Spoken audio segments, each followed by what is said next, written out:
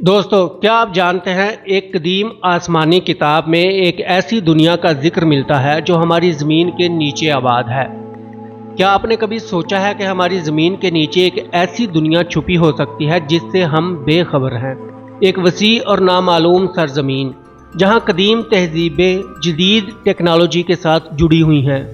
ये होलो अर्थ थ्योरी जो हमारी रवायती मालूमात को चैलेंज करती है।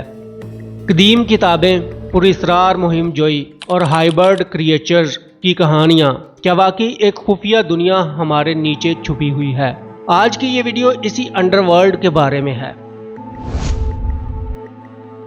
बाइबल में एक ज़ेरे ज़मीन मकाम का जिक्र है जिसे शियोल कहते हैं। ये एक ऐसा मकाम है जहाँ रूहें मौत के बाद जाती हैं। इब्तदाई तौर पर यह जगह सज़ा का मुकाम नहीं बल्कि एक खामोश और तारीक मकाम था जहाँ नेक और बद सब इंतज़ार में रहते थे। बाद में शियोल के तस्वुर में इजाफा किया गया और उसे नेक और बद रूहों के लिए अलग अलग मकामात में तकसीम कर दिया गया। किताब हनूक, जिसे बुक ऑफ इनोक भी कहते हैं, इस तस्वुर को मज़ीद वजाहत देती है और आखिरत के फैसले के बारे में नए नज़रियात पेश करती है। होलो अर्थ नज़रिया कहता है कि ज़मीन के नीचे एक वसी और खुफिया दुनिया मौजूद है जिसे अगारथा कहते हैं। यहाँ एक सूरज की रोशनी से सब्ज़ा उगता है और दुनिया से ख़त्म हो जाने वाले मैमल्स एनिमल अब भी वहाँ जिंदा हैं। अमरीकी नेवी के अफसर एडमिरल रिचर्ड बर्ड की मुहिम्मात से जुड़ी कहानियाँ बताती हैं कि 1947 में वो कुतुब शुमाली की जानब परवाज़ करते हुए एक ऐसे मुकाम पर पहुँचे जहां बर्फ की बजाय सरसब्ज मैदान नजर आए। कहा जाता है कि उन्हें एक तरक्की याफ्ता कौम ने वेलकम कहा जिन्होंने टेलीपैथी के जरिए उनसे बात की और एटमी हथियारों के खतरे से आगाह किया।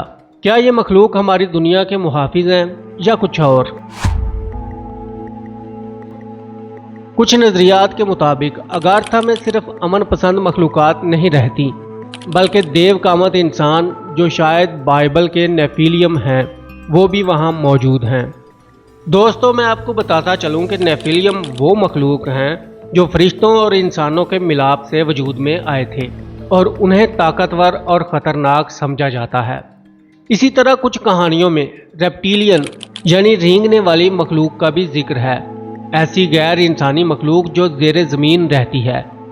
फिल शिनाइडर नामी एक इंजीनियर ने दावा किया कि 1970 की दिहाई में न्यू मैक्सिको के खुफिया फौजी अड्डों पर काम के दौरान उनका अजीब मखलूकात से सामना हुआ। श्नाइडर के मुताबिक अमरीकी हुकूमत इन मखलूकात के वजूद से आगाह थी और उनके साथ खुफिया मुआहदे भी किए गए थे, लेकिन जब श्नाइडर ने अपनी कहानियां दुनिया के सामने लाने की कोशिश की तो पुरअसरार हालात में उनकी मौत हो गई। किताब हनूक के मुताबिक कुछ फरिश्ते जिन्हें वाचर्स कहा जाता है, उन्होंने इंसानों और जानवरों का DNA मिलाकर अजीबोगरीब मखलूक़ात तख्लीक की।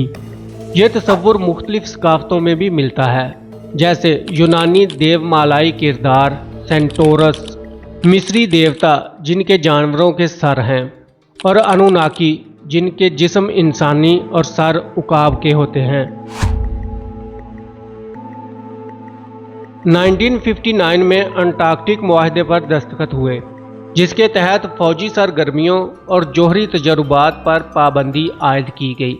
बेज़ाहिर ये मुआहदा अमन और साइंसी तहकीक को फ़रोग देने के लिए था, लेकिन कुछ लोगों का ख्याल है कि इस मुआहदे का असल मकसद कुछ और था।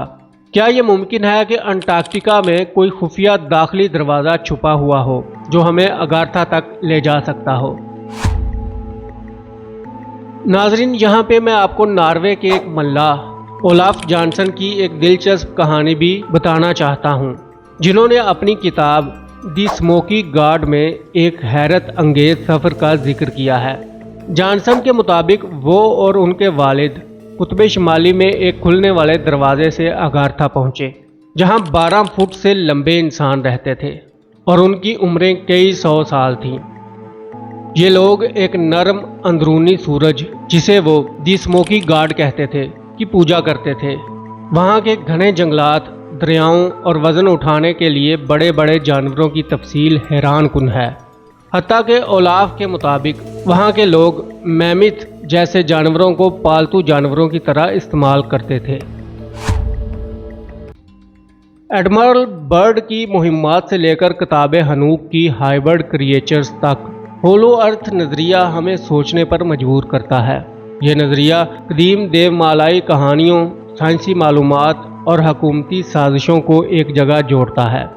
کیا یہ سب محض افسانے ہیں یا واقعی ہمارے قدموں کے نیچے ایک خفیہ دنیا موجود ہے؟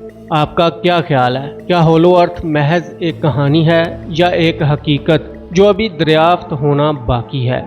تب تک جستجو کرتے رہیں۔ اگر آپ کو یہ ویڈیو پسند آئی ہے تو لائک کریں اور دوستوں کے ساتھ شیئر ضرور کریں اور اپنی رائے کمنٹس میں ضرور دیں۔ ملتے ہیں نیکسٹ ویڈیو میں۔ Take care.